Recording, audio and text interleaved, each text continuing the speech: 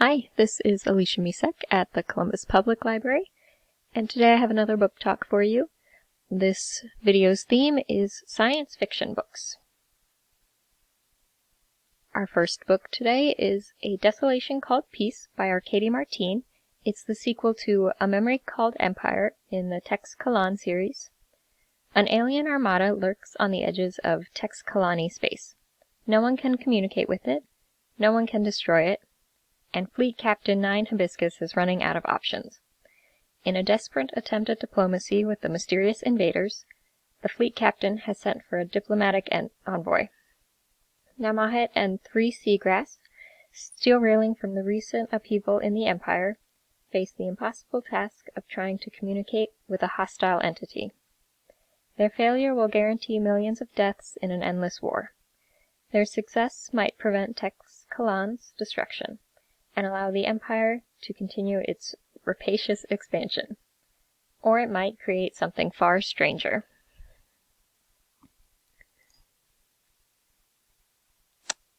Our second book is Winter's Orbit by Everina Maxwell.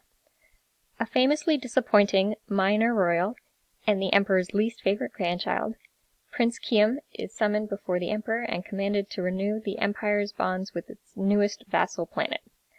The prince must marry Count Janin, the recent widower of another royal prince of the Empire. But Janin suspects his late husband's death was no accident, and Prince Kiam discovers Janin is a suspect himself. But broken bonds between the Empire and its vassal planets leaves the entire Empire vulnerable. So together they must prove that their union is strong, while uncovering a possible conspiracy. Their successful marriage will align conflicting worlds, and their failure will be the end of the Empire.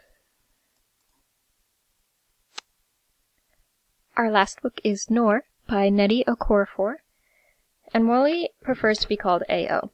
To her, these initials have always stood for artificial organism. AO has never really felt natural, and that's putting it lightly.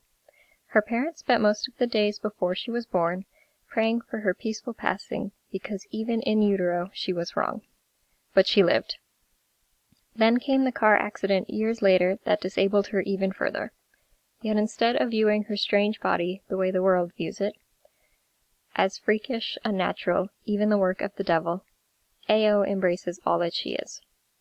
A woman with a ton of major and necessary body augmentations. And then one day she goes to her local market and everything goes wrong.